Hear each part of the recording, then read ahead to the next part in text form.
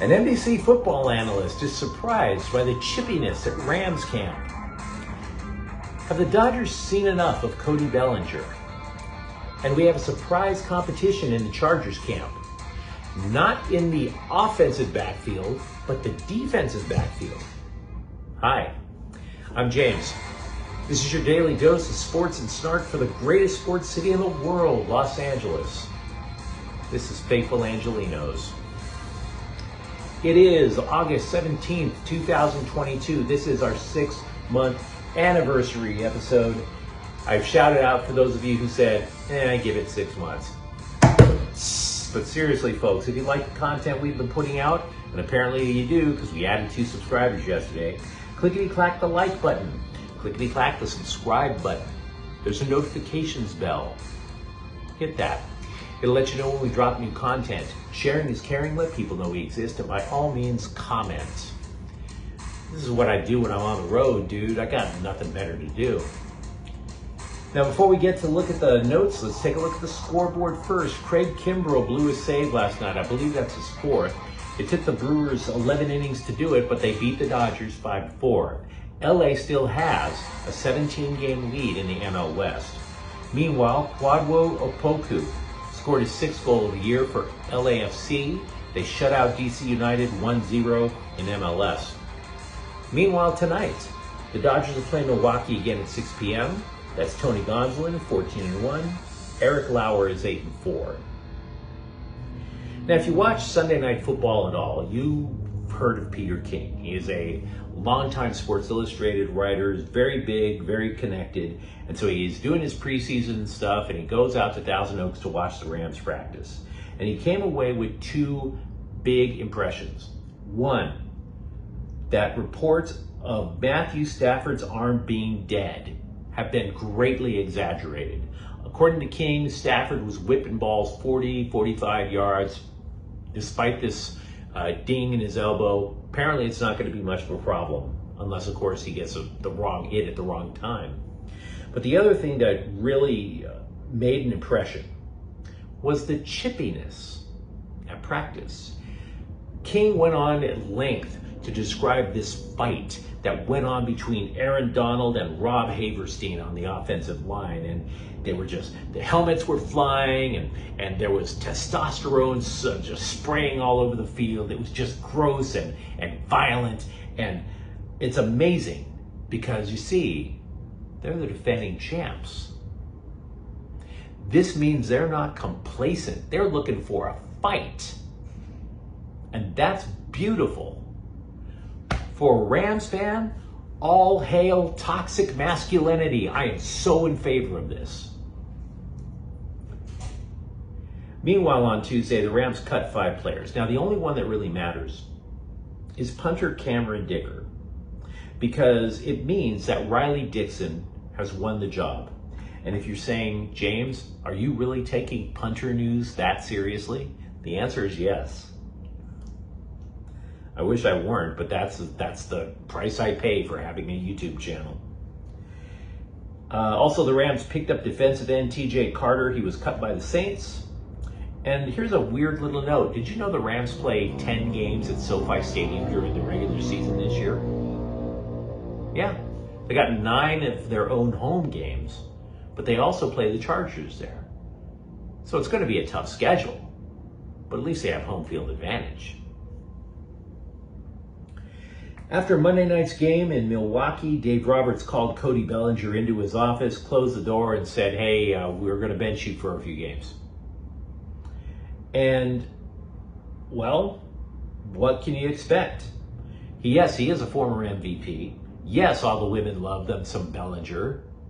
But he's hitting .206 with 16 home runs this year. The .206 is a killer, and especially when you consider he's just 2 for 19 with 6 strikeouts in his last 5 games. Now, that's a good reason to bench anybody, but an even better reason?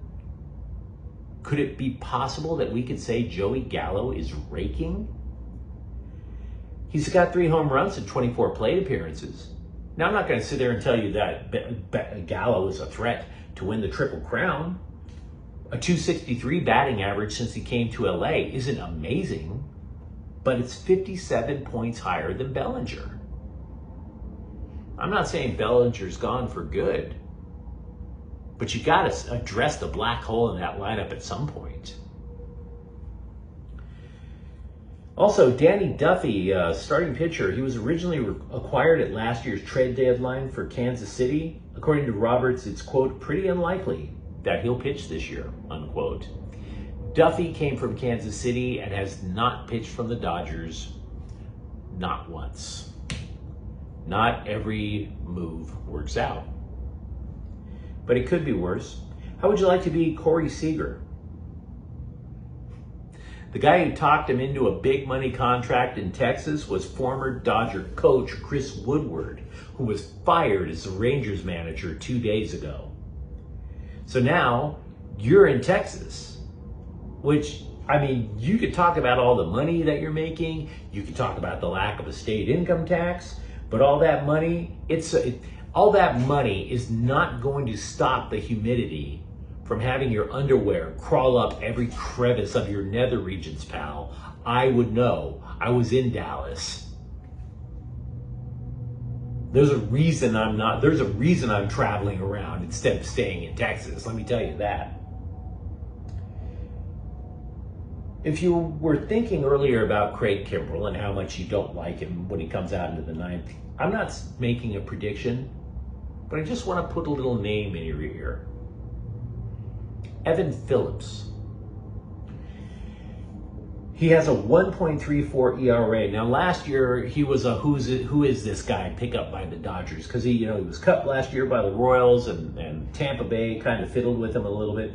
But according to Phillips, the reason that he is just lights out as a reliever for LA is because of assistant pitching coach Connor McGinnis. Phillips called McGinnis a, quote, spin and grip wizard. So what's happening now? He's got a new grip, a new increased spin on his slider, and half of the pitches he's throwing now are sliders, and all of a sudden hitters can't figure him out. So there you go. We mentioned in Chargers camp news, cornerback Michael Davis. He was an addition to the Chargers last year when they thought they were going to make a big run, and it didn't happen.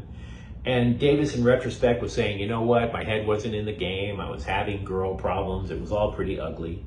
Well, apparently he was inspired by a preseason coach's speech called, "We don't love them hoes," because he is balling. Okay, they have that exhibition game against the Rams last week. The guy plays the first quarter, registers 2 tackles, breaks up a pass. So now, and he's been volunteering for everything. He'll play for the first team, he'll play with the second team, special teams as well. Brandon Staley, the Chargers coach, is saying there is a competition all of a sudden between Davis and Asante Samuel to be the number 2 cornerback. We all thought it was going to be C.J. Jackson and Asante Samuel, that you could etch that in stone. No, sir. No, sir. So, it's actually extremely impressive. Reviving your career simply by dumping your girl.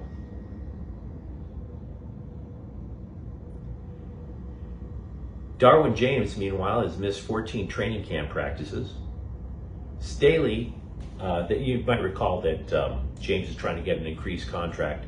Staley called him, quote, the heartbeat of the defense. And if that's not a hint to the front office, I don't know what is. Practice yesterday, apparently the offense looked very sloppy. I wasn't there. The reporters are saying Justin Herbert missed a lot of throws. And I have to tell you, if there's one thing I'm learning from reading all these sports reports, it's never too early to call a first-round draft pick a bust.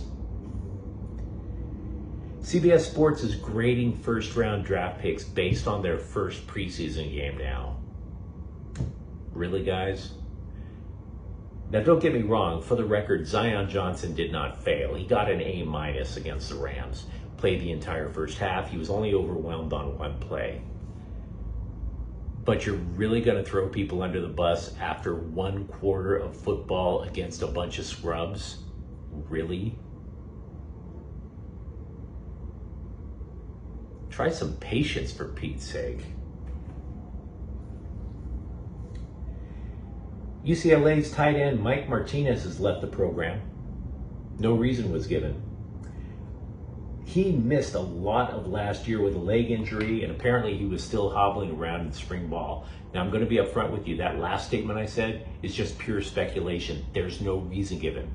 Maybe it's the injury. Maybe it's been lingering. But it makes you stop and wonder. He was originally a 4-star recruit, right? And the Bruins' last tight end, Greg Dulcich, he went on. He's already in the NFL now with the Broncos. The opportunity for Martinez to make a big name for himself this year was on a silver platter. And yet he leaves the team. So we don't know the reason, but you have to wonder. Over at USC, they have a new commitment. Offensive lineman Alani Noah, he's from Grant High School in Sacramento. He's the number 2 rated offensive lineman in Northern California for the class of 2023. He's a 3-star selection, 6'4", 320 pounds. Meanwhile, in the Trojans' first scrimmage of the year, Coach Lincoln Riley said the offense had, quote, a little bit of the upper hand.